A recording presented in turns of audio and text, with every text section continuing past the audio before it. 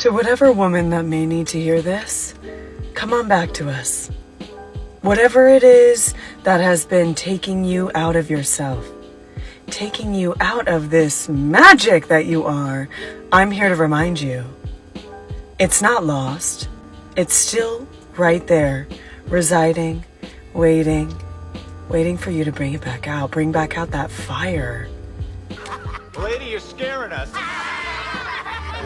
Alright, I cannot be the only one who's freaked out just a little bit by this broad here. Now, I don't know if it's the fake hair coloring, the disturbing voice, the expressionless face, or that she's barely moved 5 inches since she started recording, but something is not right here. But after giving it some thought, I think I might have figured it out. She's obviously on multiple medications. That goes without saying. She's also most likely self-medicating with other various over-the-counter substances. She clearly doesn't have much human social contact. She probably binge watches various reality TV shows while clearly being single with an unreasonably high expectation for a relationship. Combine that with the brain that's more social media than is actual intelligence, and she's more or less, for lack of a better term, a zombie, and that pisses me right the hell off. They took everything from us, okay? They took the gym, video games, movies, brawny paper towels, big league chew, but now they're coming after our zombies? Oh, hell no! I refuse, gentlemen and gents. Grab yourselves a Jill sandwich and play one of the OG Resident Evil games stat. I mean, Code Veronica will work in a pinch, but it's best to keep it late 90s. This is an emergency, guys. We need to keep zombies sacred. Girl, it is right there within you. It's not lost, and we are all cheering for you, rooting for you, screaming in support for you to come back, because we need that. We need that fire. I love you. You are so beautiful and so magical, and I hope you never go by a second thinking that you're not or forgetting that you are. What in God's holy name are you blathering about? Okay, after giving it some thought, guys, I'm breathing a little bit of a sigh of relief here. She is, in fact, not a zombie. She's clearly a Raconian doom spy.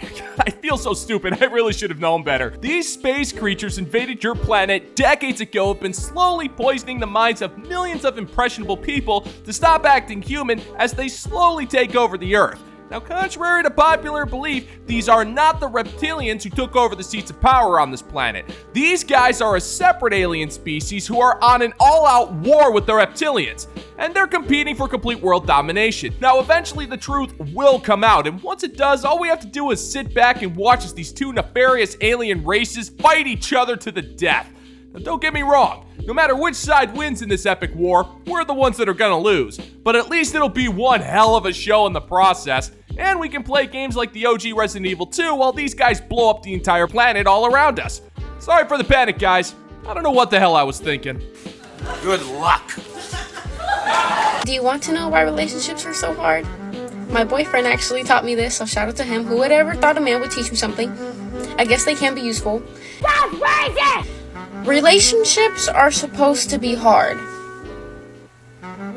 They are supposed to be. Marriage is supposed to be easy. When you are dating somebody, this is when you learn them. This is when you learn about everything they've ever gone through. This is when you learn who they are, everything they've done, said, or everything, right? And it's not supposed to be easy because you're learning how to love each other. You're learning how to live your lives together.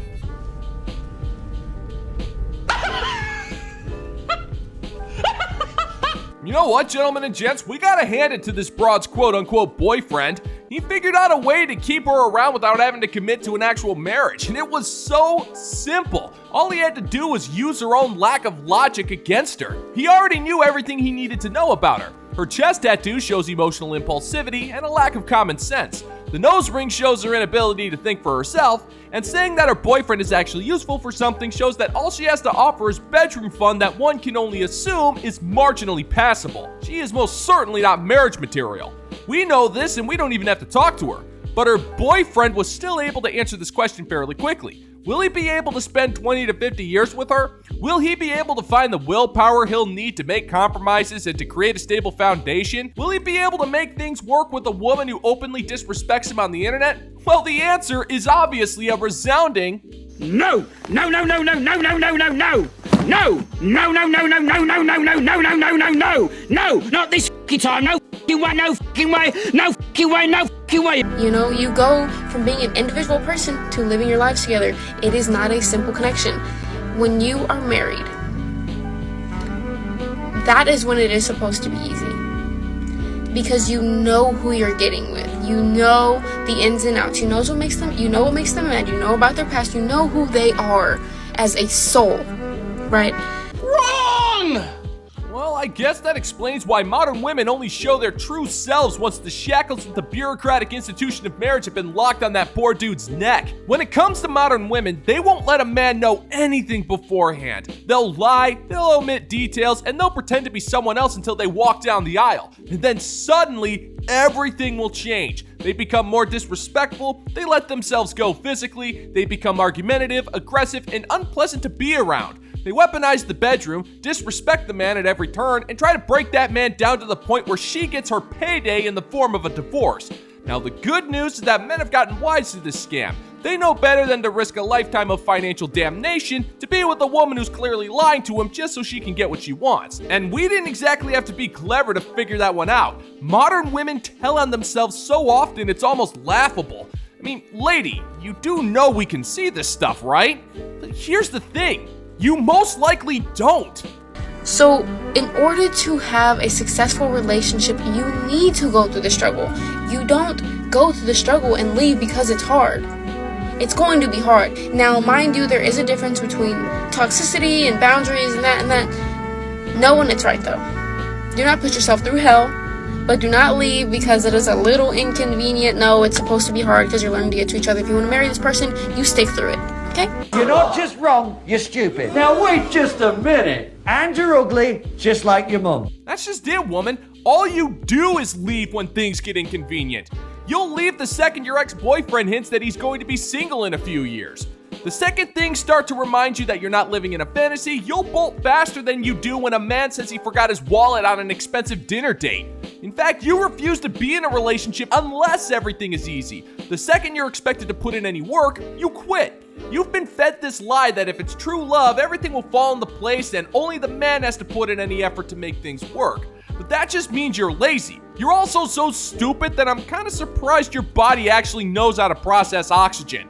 Relationships take work, and this is common knowledge. But you've been fed this idiotic notion that if you have an argument with him over not wanting you to go on a drunken girls trip to Miami for 2 weeks, then the relationship just isn't meant to be. So I think we need to give this man the respect he deserves for figuring out a way from getting married to this woman. This guy is truly onto something.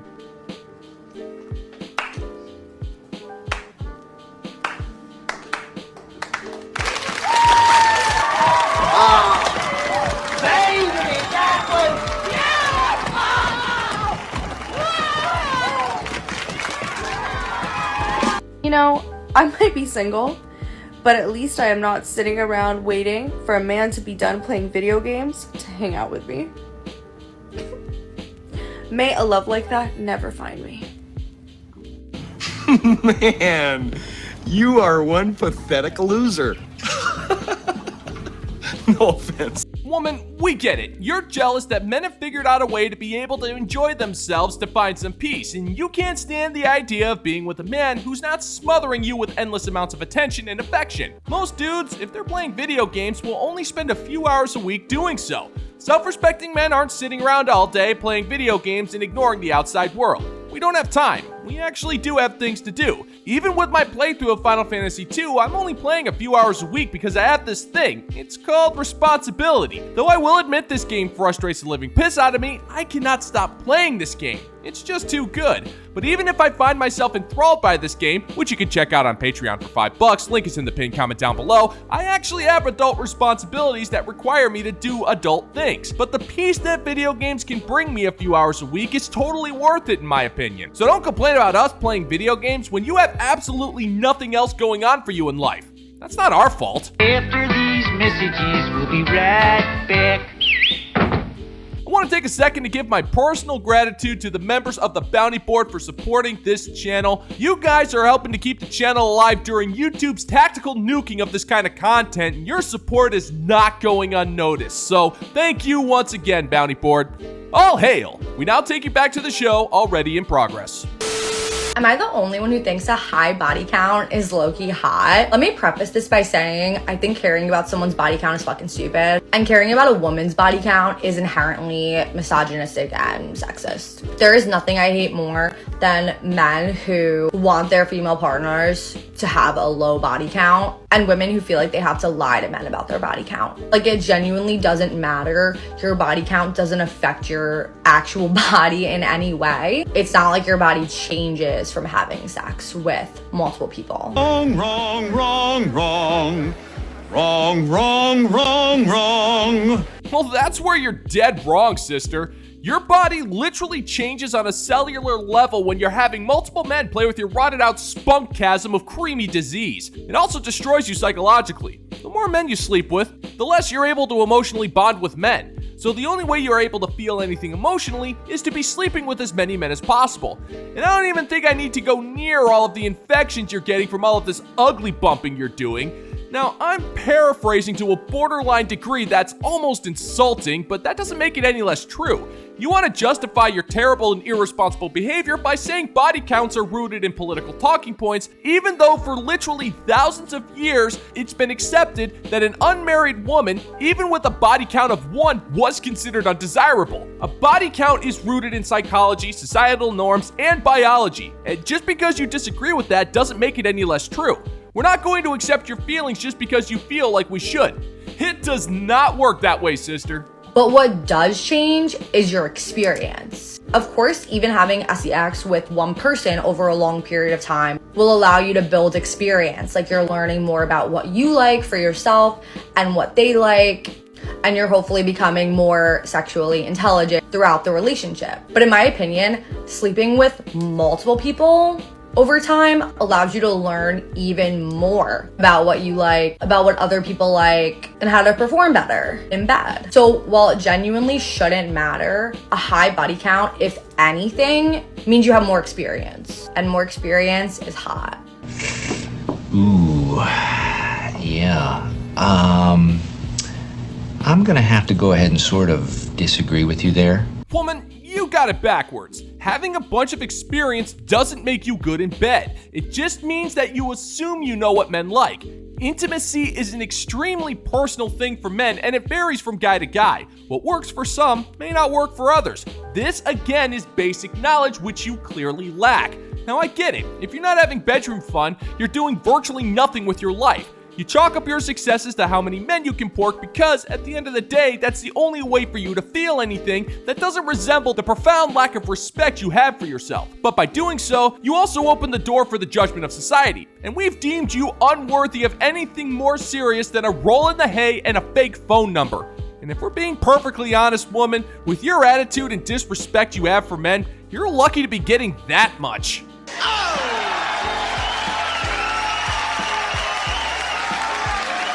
And that's gonna do it for today's video, gentlemen and gents. And as always, if you find that my particular brand of comedy is bringing you to the brink of laughter, then why don't you scroll on down and click that like and subscribe button. Ring the notification bell, leave a couple of comments, make sure to share this video so we can give the good old-fashioned middle finger to the YouTube algorithm. Thank you so much for checking out the new video, and until next time, peace out, homies.